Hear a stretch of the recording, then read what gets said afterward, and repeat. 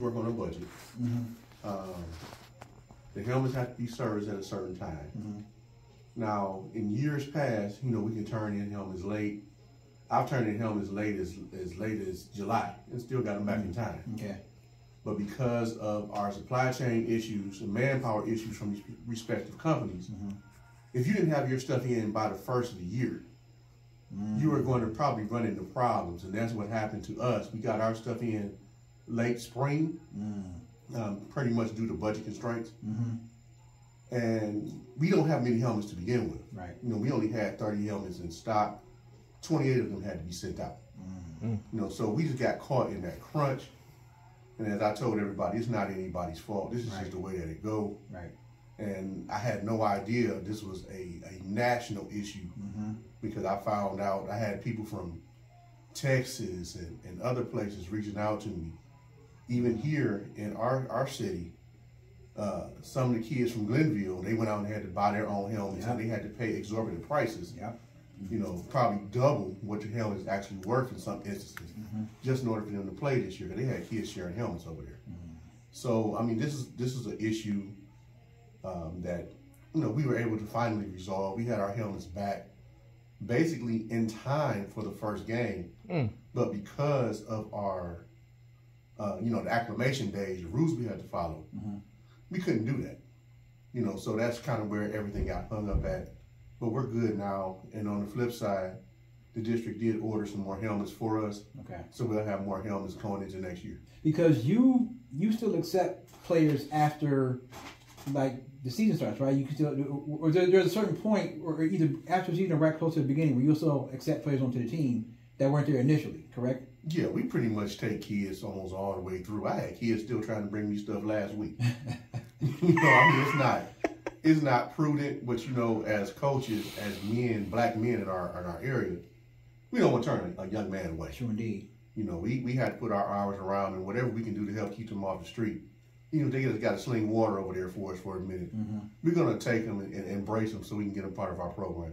Now, and I want to be clear, this was not just a Collinwood thing or a John Hay thing or this was happening in Chardon too. Chardon had issues getting helmets. So yes, everybody. Right, and it's crazy because Riddell is really right up the road. They're right up the road here. Yep. But because of supply chain issues, everybody's having trouble getting helmets. So this wasn't just a Collinwood thing. This was happening to a lot of schools. But you were speaking about budget constraints. And you guys, let's just keep it. You're not Strongsville, you're not Chardon, you're not Stowe, you're not. So how do you navigate that your budget compared to some budgets of some other districts? You know what? It's difficult, and I admire Coach Guillen for what he's able to do. He has a very strong infrastructure, but for other schools that don't have that infrastructure in place, there's a lot of challenges that go in as far as fundraising and making sure that the kids have everything. So, I mean, we just do the best that we can with what we have. Some of the costs I do have to put back on the kids. We make sure that they get the helmets. We make sure they get shoulder pads. I don't buy lower pads because kids don't take care of it. Right. They'll lose them. I said, you buy your own. I said, it's almost like having somebody else's underwear on anyway. So buy your own. You keep them for however long you need to keep them and replace them whenever you need to. And it just makes life a lot easier that way. We get donations from different entities. A lot of times the Browns step up. They'll donate shoes, things of that nature to us, gloves, stuff like that. So we get by, but it's not what we want, and a lot of times it comes a little late, but we appreciate whatever we get. Absolutely. All right, let's get to the football now. Well, I'll start here first. What is the number one rule for anyone that wants to play for you at Collinwood? What's rule number one? Be loyal to this program.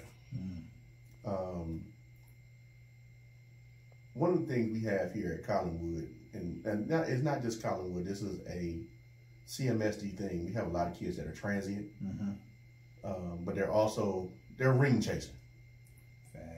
So we've had kids who just this past year, I lost my starting offensive line to a suburban school. They'll remain nameless for right now. Okay. But, you know, I had these guys in the summertime. In June, by July 15th, they were gone. They had no idea they had left me. They just ghosted me. Wow. And, you know, the coach called me. You know, he was worried I was going to turn him in the ocean. I'm not that dude. You know, I'm going to go ahead and let them play. But because, you know, karma came around and they didn't do any better than what we're doing right now. You know, so it didn't matter in the end, but I sure could have used those kids. You know, I took the time, tried to develop those kids, and for them to do that, that's one of my biggest issues right now. Now, I mean, I'm gonna assume that there would have to be a school that open enrolls. I'm guessing, right? If they left, so I guess to let people do the math on that one. You know, not necessarily. Really? Not No? necessarily. No. Hit my microphone. Not necessarily because I'm gonna keep it 100. I use relatives' addresses before. Oh yeah, you're right. When you could just, you know what I'm saying? I've known people that, you know, you stay in Cleveland, but you want to go to school in Warrensville. You know somebody in Warrensville. Hey, can I use your address? Yeah, that's cool. You register that address, you go play for the football team. You're right. Period. Yeah. So it's many ways you can sneak around that thing, unless, you know, like you said, unless he wants to turn you in the ocean, they ain't never gonna figure it out. Well, two things. Any of the open enroll schools, my bad. That's a good day. But I guess I would say props to you, man, Coach Wheeler, because lesser coaches might be that dude. You'd be like, hey, man, these kids ain't supposed to be over here. But I think it sounds like you're looking at the bigger picture for them. You want them on your squad, but you're looking at the bigger picture for them. Well, you know, also, some of this is a parental decision. Sometimes the kids are taken out of this. You know, me and Coach Guillen, we share kids, basically. You know, there's a lot of kids that live in the Collinwood area that they do play over there. You know, now, is that necessarily the right thing? Maybe, maybe not. But, you know, we work together with what we have.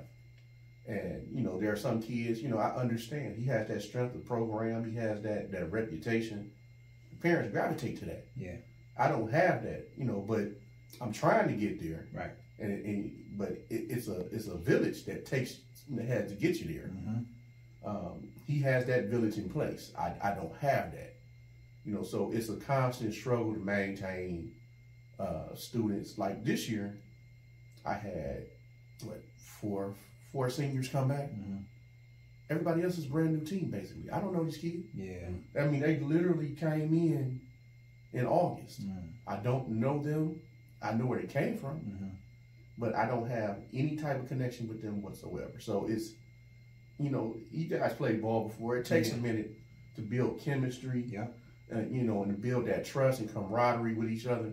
And that's kind of what we're going through this year. You know, the kids may know each other through school or neighborhood affiliations, but it's not where it can get us over the hump when we're in certain games or certain situations. Now, you guys were at the moment you're 1-6, but how do you guys think you got one more game? How do you finish against John Adams? How do you finish strong? What do you do to make sure you guys finish out the season strong? You know what? I'm just telling the kids, let's enjoy the process right now. You know, we look at it from, you know, are we growing? You know, we know where we have a lot of sophomores and juniors and a few freshmen. Some of them never played football before in their life, and at least not organized football. You know, are we growing from where we were at the beginning of the season? How are we sizing up against teams that are more on our level? Right. You know, 'cause we took some big boys home this year. You know, we had John Hay. We had Marshall last week. You know, we've had Glenville. That's a tough road to go through. You know, we started off with Shaw. Right. You know, Shaw's having a rough year, but at the same token, you know, they had a full offseason. You know, so that's a big difference where some of our CMSD schools, they're struggling to the point to where you wonder if they even going to put a team out on the field. You know, so we you know, I know we're going to put a team out on the field every time, but other schools this year struggled. You know, East Tech didn't put a team out there till week 5. You know, so these are all obstacles that we have to overcome right now. And I just feel like there are certain teams, we know we don't match up with the John Hayes and the John Marshalls and the Glenvilles of the world, but we can hang with everybody else in the city. Let me ask you this.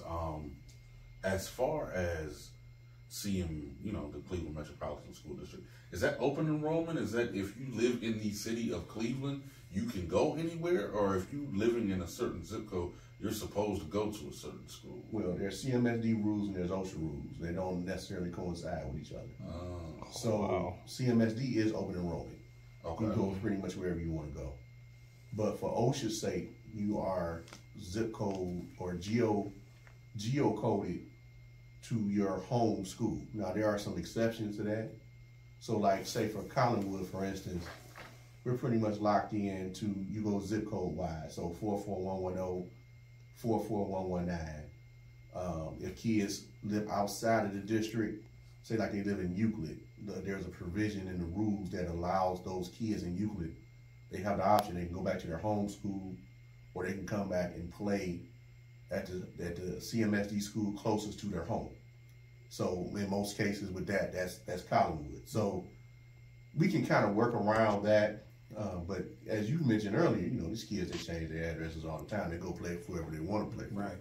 You know, so we'll be chasing kids all day trying to figure that out. But, you know, the rules, when people get caught, you know, it happens sometimes. Mm-hmm. But, you know, at the end of the day, again, it's a parental decision more often than not. Right. The parent had to sign off on that and say it's okay for that kid to go to the school. You know, they had to enroll that kid in there, so they already knew what was going on when they got there. Mm-hmm. So, because I'm thinking probably more terms of football sense instead of, you know, let me check and see where my child wants to go and where they want to play and all the education. There is enough talent in the city of Cleveland, especially if, you know, most of us come up through the Muni League. Yeah. And there's a time and again where, you know, your team is down and another team is up and yada, yada, yada. I feel like there's enough talent in Cleveland that there shouldn't be like this monopoly on the Senate League. It shouldn't just be, you know, two teams and then everybody else. I feel like there's enough talent that the Senate League could actually be a viable league versus, you know, what it is right now. Well, there's a lot of things they need to consider. Everybody might not need certain sports. You know, let's just keep it 100. You know, everybody might not need it or they can't support it. Right. You know, so those are things they probably gonna have to look at. You know, coming up down the line. I mean, everybody wants football, but everybody don't make money off football. Yeah. And part of that is because how our district handles our games. How are you going to make money? But even more importantly, how are the parents going to come and support their child if the games are at 3 or 4 o'clock in the afternoon? Coach, you was just out. That was my next question. You reading my mind. I'm sorry to cut you off, but that was my next question.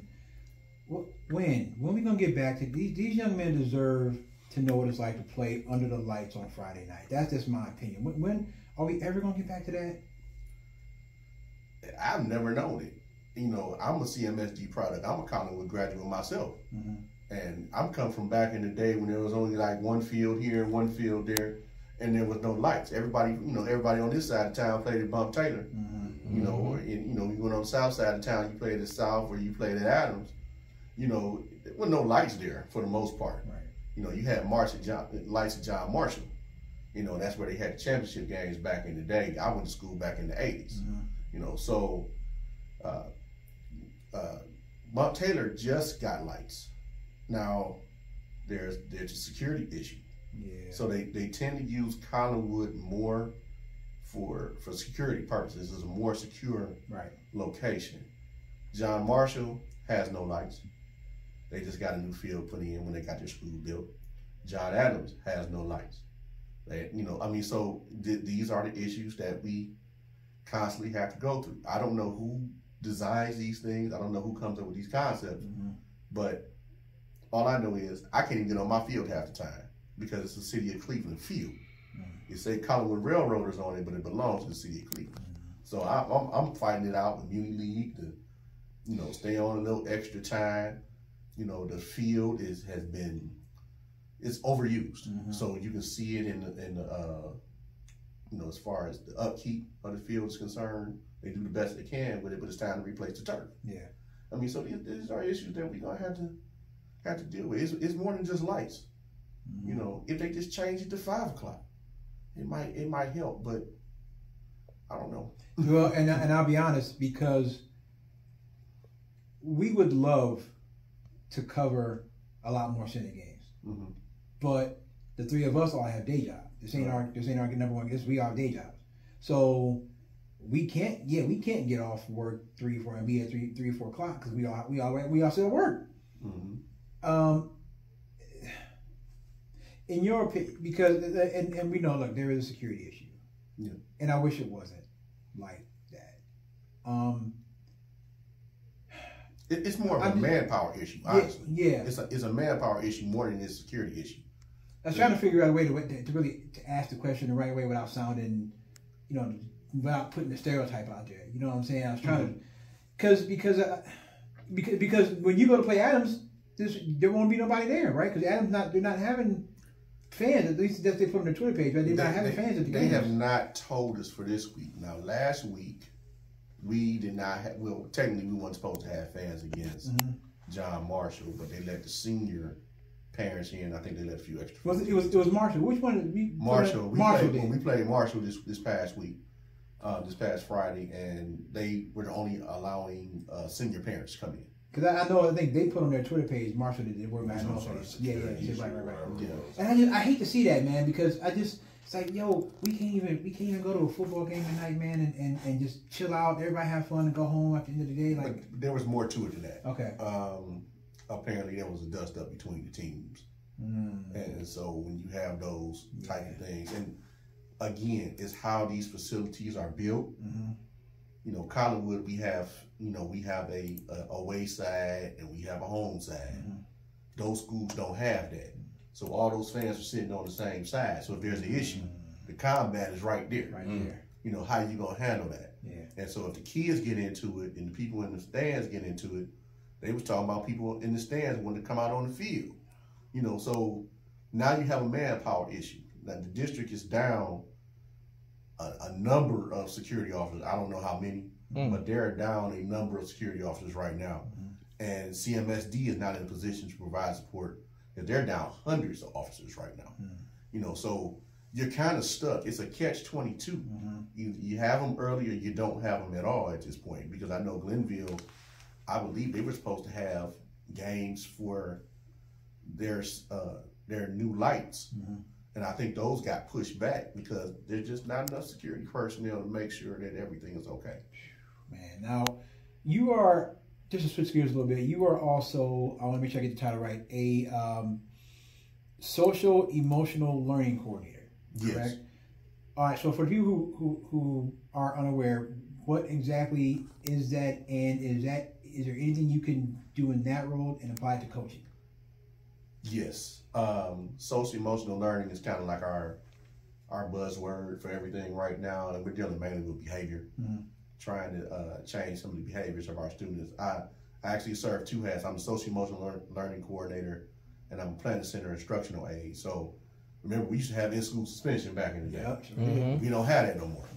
You know, I cover that area now. So instead of you sitting in the planning center all day, the whole thing with the planning center in its title itself, let's make a plan and figure out how we can get you back into class and help you sustain. Right. But it go further than that. Now I'm working with the teachers as well. Sometimes the teachers need that support. Teachers don't know how to work with the students. We're asking teachers to be social workers and to deal with all these behaviors that the kids have now. And it's even worse since COVID. You know, so they're overwhelmed. So my role at school is even more important, and I have to take that same issue, take care of those same issues when they come out on the field. You know, kids are bringing their baggage from home. You know, they want to fight each other. You know, I know de-escalation. You know, let's talk about it, and it's really a new way of coaching. Actually, you know, it used to be a time where you yell at the kid, you know, go tell him to run laps and grab by face mask. Kids cuss you out and fight now. So we got to figure out a new way, you know, and trying to get them to buy in, get the discipline, and grow your program. And so, yes, I use a lot of social and emotional learning on the field with my kids. My kids are our best sometimes. Now, what do you and your staff do to kind of ensure that not only are your players excelling on the field, but they're also excelling in the classroom? Well, we're checking progress reports. We don't do the eligibility cards anymore. I think it varies from school to school. The district changed the eligibility policy at the middle of last year. Actually, they changed it, and it's for the good. Some people don't like it, but it's a reason why it was done that way.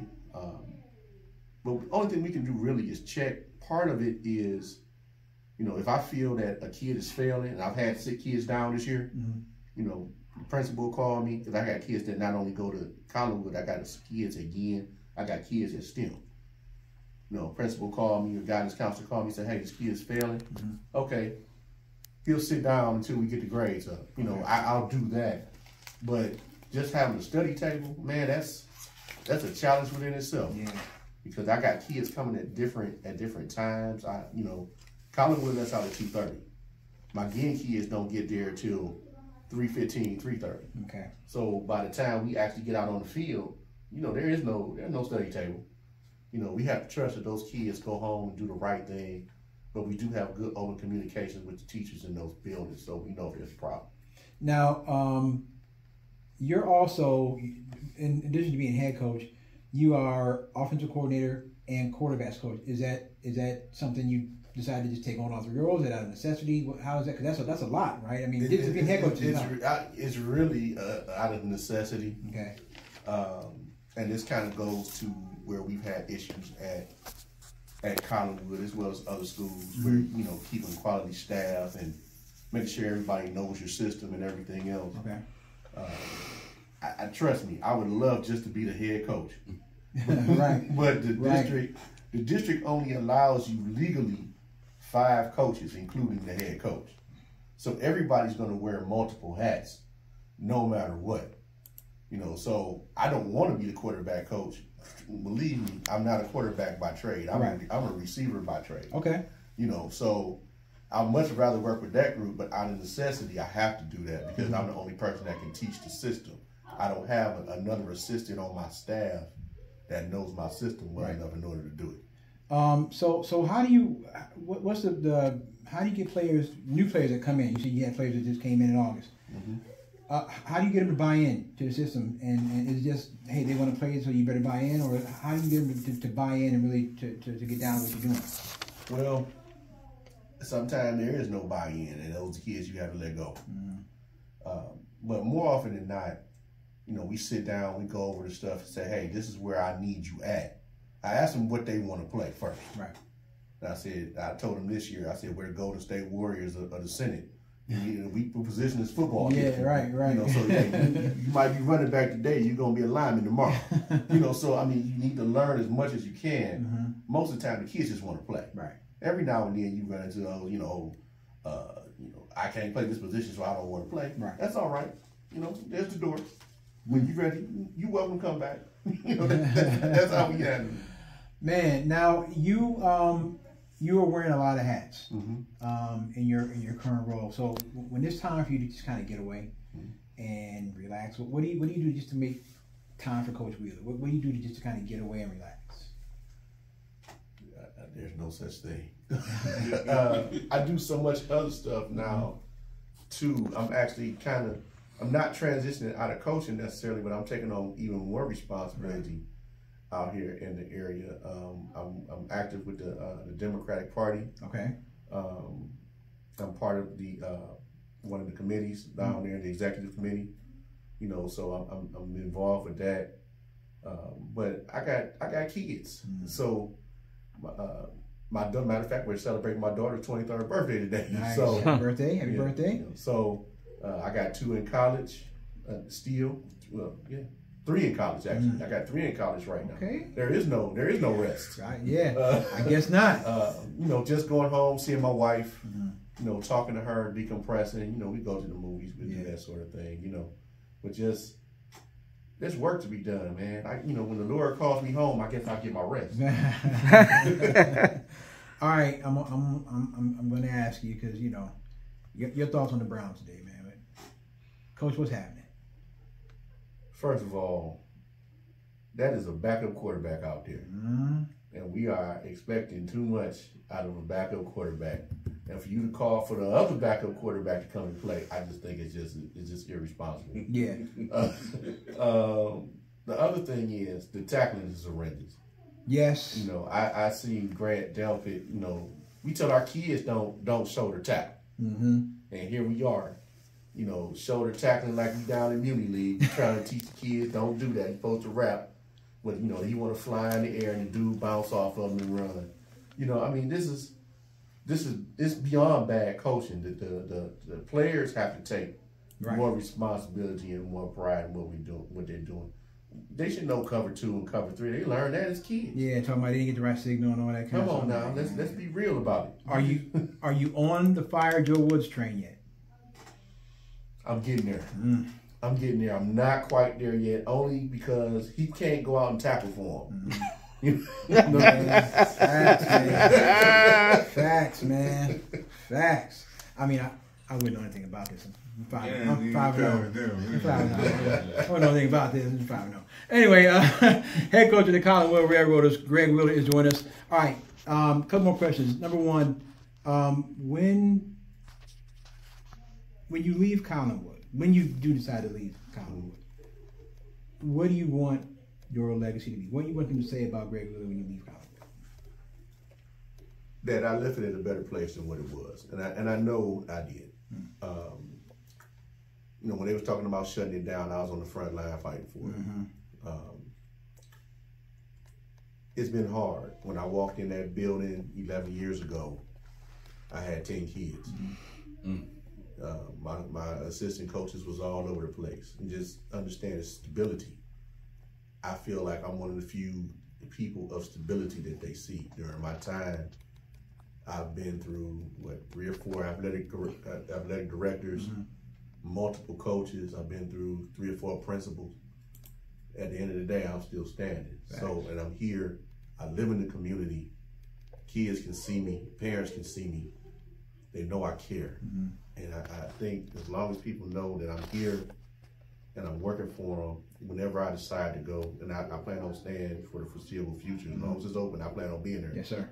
You know, I'm going to do my thing, and hopefully they say, at the end of the day, I might not have been the best coach, but they know I love the kids, they know I care, and I left it in a better place than what it was at.